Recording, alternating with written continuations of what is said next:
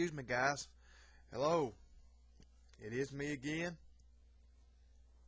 Today is Saturday, June the 19th, 2010. Makes it day 170 on our Project Jesus 365. It is good to see you guys here again, as always. I think maybe some of you guys are either taking little YouTube breaks or going on vacation or something, because I just got done answering my comments from last night's video, and I had 3 comments, I think. That's the least I've had in a long time. So like I said, I understand, that a lot of people are gone. I know Richard, Mad Bad Voodoo, I think he's, well, I don't know if he's traveling or not. I know he's, he said he was going from his house in Ohio to his house in Kentucky, I think over this weekend sometime, so I don't know exactly when he's going to be there or not. But Richard, if you do see this, I hope you've had a safe journey.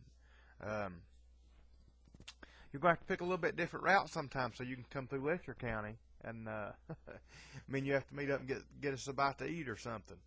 Not that far from Bell County, just I think 2 counties over maybe, or I don't know, something like that, 2 or 3. We're next to Harlan County, so anyway. But yeah, I know some people are gone and, vacation. That's just like at church right now. Our attendance is down. We're averaging like 20 people a week.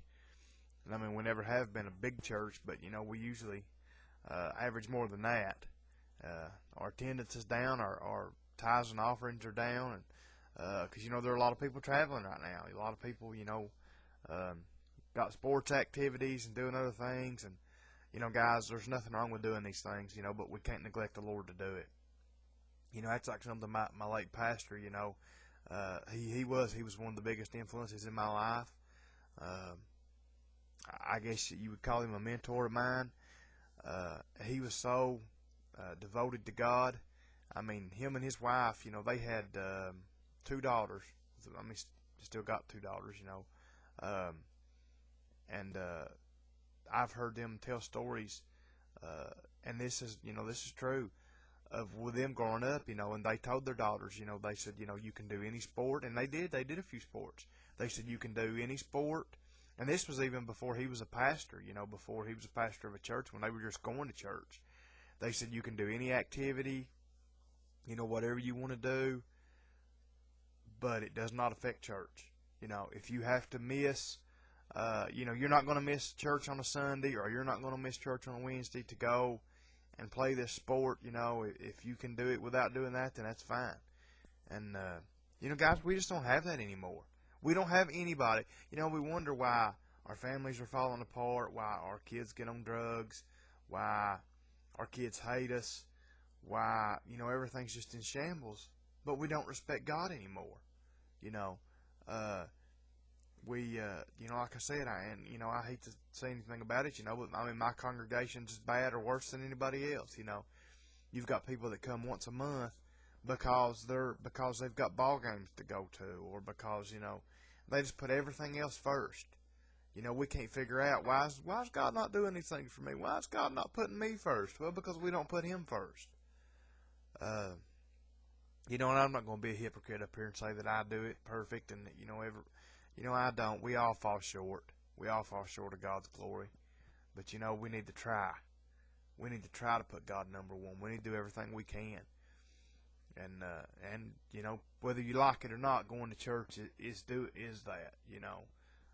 Going to church, a lot of people, I don't know, but I know the modern church has got a bad name, and I just wish you guys could come to church. I wish you could come to our church, guys. I really believe you would see something different, and I'm not saying my church is the only one like that, but, I just thank God that I live in a good small town, rural America, where you can still have a decent bunch of people together, and everybody's not in it for the money, and we just do it because we love the Lord. But anyway, guys, that's just kind of a thing I guess I put on my mind there. Like I said, I know people are out doing things. My pastor, and his wife, I keep saying my pastor, he wasn't my pastor, they would actually, when they would go on vacation, they would go on vacation. They would leave like on a Sunday evening after church, and then they would be back the next Saturday. You know, I think, if I'm not mistaken, he missed, while I was going to church there, I think while he had this church, while he was a pastor of a church, this church over 13 years, I think, now if I'm not mistaken, he missed one Sunday because of vacation. Now, if I'm remembering right, he only missed 2 Sundays, period. One Sunday he was sick. That's when I filled in for him. Well, actually, this Sunday on vacation, I filled in for him too, but he missed 2 Sundays in 13 years. Most of the time, like I said, on vacation, they would schedule their vacations from Sunday to Saturday so they wouldn't miss church. Guys, man, if we all had that kind of commitment, it'd be unreal the way God would bless us. But, you know, we just don't have it. Or most of us don't. Like I said, I guess that's just getting to me, you know, having so many people absent from church and just not committing to the Lord, you know, they just have such a nonchalant attitude about God, and that just irks me. But anyway, guys, I don't want this vid to be too long. Let's get on into the reading, and then I may say something to wrap us up. But anyway, guys, here we go. Galatians chapter 3, starting in verse 21. Here we go. Is the law then against the promises of God? God forbid. For if there had been a law given which could have given life, verily righteousness should have been by the law. But the Scripture hath concluded all under sin, that the promise by faith of Jesus Christ might be given to them that believe. But before faith came, we were kept under the law, shut up unto the faith which should afterwards be revealed. Wherefore the law was our schoolmaster to bring us unto Christ, that we might be justified by faith. But after the faith is come, we are no longer under a schoolmaster. For ye are all the children of God by faith in Jesus Christ. For as many of you have been baptized into Christ, have put on Christ.